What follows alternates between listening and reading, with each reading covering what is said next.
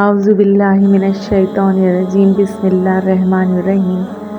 خدمت کتنی بڑی عبادت ہے۔ نبی کریم صلی اللہ علیہ وسلم نے فرمایا کہ بیواؤں اور مسکینوں کے کام آنے والا اللہ کے راستے میں جہاد کرنے والے کے برابر ہے، یا رات بھر عبادت اور دن کو روزہ رکھنے والے کے برابر ہے۔ اللہ کے نظام میں رزق بڑھانے کا ایک ہی طریقہ ہے، جتنا تقسیم کرو گے اتنا ہی بڑھے گا۔ رسول صلی اللہ علیہ وسلم نے ارشاد فرمایا، رشتہ داروں پر خرچ کرنے کا دوہرا فائدہ ہے۔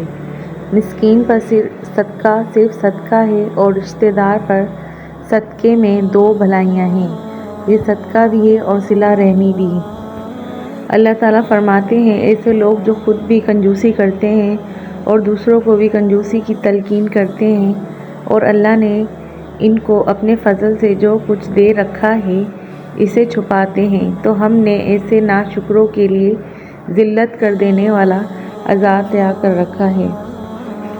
آدمی کو جب اللہ سے لینا ہوتا ہے تو لاکھوں کروڑوں کی چاہت رکھتا ہے، لیکن جب اللہ کی راہ میں دینا ہو تو جیب میں سکے ڈھونڈتا ہے۔ آپ صلی اللہ علیہ وسلم نے فرمایا، یتیم کی پرورش کرنے والا اس کا اپنا رشتہ دار ہو یا غیر ہو، میں اور وہ جنت میں اس طرح ہوں گے۔ غضب کی آگ بجھا دینے والا صدقہ۔ رسول صلی اللہ علیہ وسلم نے ارشاد فرمایا، چھپا کر کیا ہوا صدقہ پروردگار کی آتش یعنی غضب کو بجھا دیتا ہے۔ بے شک جو لوگ ناحق یتیموں کا مال کھا جاتے ہیں، وہ در حقیقت اپنے پیٹ میں آگ بھر رہے ہیں۔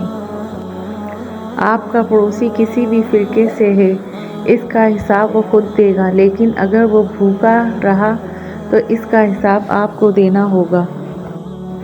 نیکیاں کرنا آسان ہے، نیکیاں بچانا مشکل ہے۔ آپ نے اپنی عبادتیں پوری رکھیں، رات بھر نفل پڑھے، تہجد پڑھی، لیکن لوگوں کے ہمیشہ دل دکھائے، حقوق العباد میں ہمیشہ کوتاہی کی، تو آپ کی نیکیاں ضائع ہو گئیں۔ حلال و حرام کی تمیز میں غفلت۔ نبی کریم صلی اللہ علیہ وسلم نے فرمایا، لوگوں پر ایسا زمانہ آئے گا کہ انسان کوئی پرواہ نہیں کرے گا کہ جو اس نے حاصل کیا ہے وہ حلال ہے یا حرام ہے۔ میرے اعمال پہ ملتا تو میں بھوکا ہی رہتا، میری اوقات سے بڑھ کر وہ اللہ دیتا ہے۔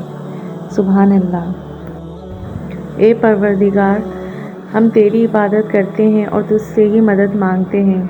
اے ہمارے رب، ہمارے قدموں کو اپنی رضا کی جانب موڑ دے، ہم سے راضی ہو جا، ہم پر رحم فرما، ہماری بخشش فرما، ہمارے گناہ معاف فرما، ہمیں آنے والی پریشانیوں سے بچا، ہماری اولاد کو نیک وفادار بنا۔ یا اللہ، ہمیں ان تمام لوگوں سے محفوظ رکھ جو دل میں ہمارے خلاف بغض اور بری تدبیریں لے کر ہم سے اچھی طرح ہنس کر ملتے ہیں۔ موت سے زیادہ تکلیف دینے والا لمحہ قرض اور محتاجی ہے۔ خدا کسی کو بھی قرض دار اور محتاج نہ کرے۔ آمین یا رب العالمین۔ جزاک اللہ۔